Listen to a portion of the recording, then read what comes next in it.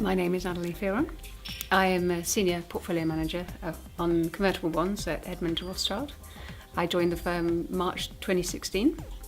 Prior to that, I worked on the hedge fund side, same asset class, starting from 2003, covering global convertible bonds.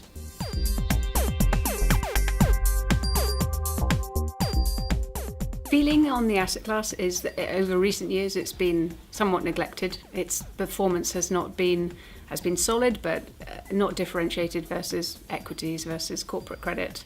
And certainly from a primary point of view, it's lost out a lot of interest, investor interest and money to high yield in particular. But with the changes in the macro environment, with the move up in real rates, with the increase in volatility that we've seen over the last couple of weeks, and that looks like it could be sustained given the changes in monetary policy from the central banks, it's certainly the time that we should be looking at an asset class which performs well when volatility is higher and when rates go higher.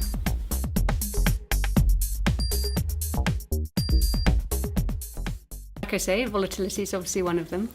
For me, fundamentally, markets look good. I mean, there's a lot of data that suggests growth globally is very solid. We've had a little bit of a reset on the equity side, so valuations look a bit more attractive. The sort of things that have caused the drawdowns in recent weeks are actually positive for the main.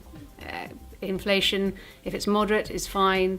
Wage increases, if they're managed and manageable for corporates, are a good thing because they feed into consumer spending and all the other things that help drive economic growth. So from that point of view, we're obviously fundamentally positive.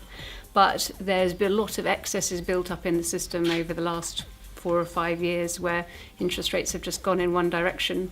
The central banks have been a put under the market, and they're taking that support away, and it's inevitable that you should see increase in volatility as a result.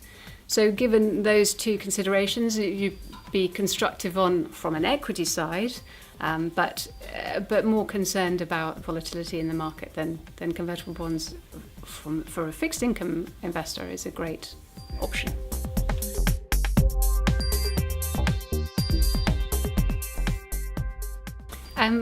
For me, it's quite basic really. The asset class is sometimes not well known and maybe a little misunderstood or just forgotten about, because as I mentioned, the performance hasn't meant that people have had to look at it. So it's always good to go out and talk to people and remind them there are alternatives in the fixed income space that they should be looking at, to show our faces, to show we know what we're talking about. And we work for a very established firm in an asset class which has a very long and credible track record.